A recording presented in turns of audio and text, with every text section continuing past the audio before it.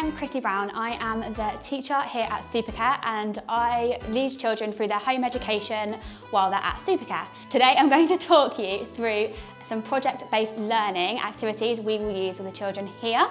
So this is a really great way to teach children with special educational needs and autism, and it circles around them having a task at the end to complete.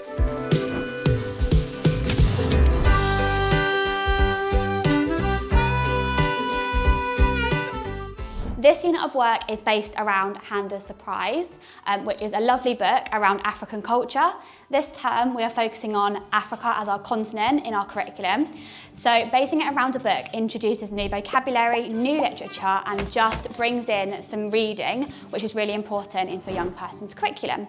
So we base all of our learning around this book. In this project, the children will be tasked with building their own basket, which the animals cannot get the fruit out of. So that will be a task we will set to all children, regardless of their age or stage, as all children can engage in that and all children will be able to create their own basket. Throughout the week, we will do a range of activities, all linked to Hand of Surprise and all linked to our final task. So for example, the first task we might complete is some simple writing. So I might ask the children to think about the basket they're going to design and think about what items of food they would want in their basket. This is a great way to use pictures with writing. Lots of young children with special educational needs don't particularly love writing, so adding lots of pictures and making it really easy for them to engage with is really, really helpful. And then this can lead on to a conversation within our project of what food would you like in your basket. It also introduces conversations of likes, dislikes, and that vocabulary and exchanging of conversation between adults and children. Another activity we might set up for the week might be this sort of activity. So here we have the Makaton symbols, just so our vocabulary is really inclusive and it encourages our non-verbal children to try and use the signs to communicate.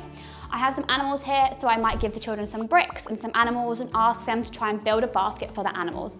This starts the project-based learning, them thinking about a basket, what a basket looks like, what they want their basket to look like, as well as thinking about the materials they might use to build their basket. This is great for cross-curricular. We're thinking about joining fine motor skills, and we're also thinking about science and what materials might be used best for a basket, especially thinking about the types of animals and what we can use in our basket to stop the animals from eating the fruit. Then another activity we might do is this activity. So again, I have the Makaton symbols just to encourage that two-way communication, as well as a threading activity, which is fantastic for fine motor skills for some of our younger learners. And for some of our older learners, they might choose to design their basket with all sorts of things they liked, whether that be Pokemon, whether that be their favourite TV show, so they can really personalise it. So this sort of activity would be accessible from our young children to our really old children, regardless of their cognitive ability, because they can make it them their own, and it's really sort of endless. This would encourage lots of conversation as well around interest, just like the food, and encourage that two-way communication, which is super important for all of the children. So that is how we would use a book to base a topic around, and this would last for about a week, and then we'd move on to a new topic or a new book. Stick around because there are some more tips coming in the future.